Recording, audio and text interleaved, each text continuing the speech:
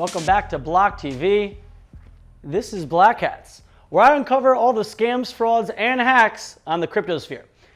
Hey, do you hate textbooks? Both the general idea of them, that certain knowledge is set, final, and cannot be changed or improved upon, and by their weight, having to lug those useless heavy hunks of wasted paper around campus, or maybe you just hate the fact that you have to spend hundreds of dollars on something that you'll never use once nor again. Well, that same sentiment is shared by millions of students around the world, prompting them to head over to illegal pirate sites to download stolen copies of their textbooks. Well, unfortunately, hidden in those illegal downloads is a malware that gives hackers control of your system and the ability to infect their computers with crypto miners, which utilizes the infected computer's processing power and the owner's electricity bill to mine crypto for the hacker. So far, more than 30,000 students have downloaded this infected file, causing slightly more harm than the students who actually read the real textbook. Come on, guys, if you are torrenting, always check to make sure there are no executable files. Those are the ones that end in .exe. Next, a Thai man has been arrested for his alleged involvement in a crypto crime ring that fleeced investors for over $16 million. The criminal is the one on the right with the cop's hands on his shoulders.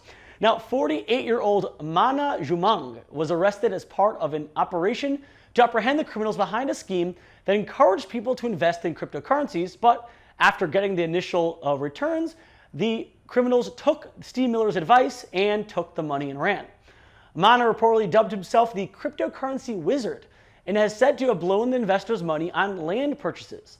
You could fault his honesty, but don't fault his commitment to solid and stable long-term investments.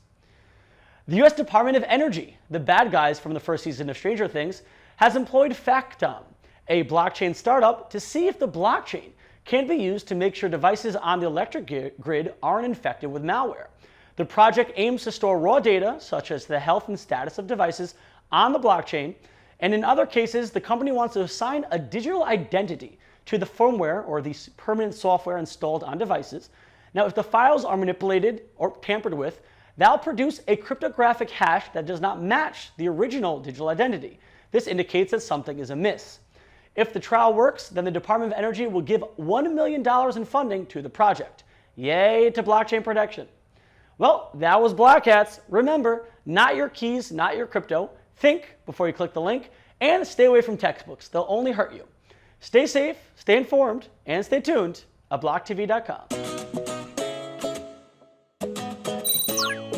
For more news and updates, follow us on Twitter.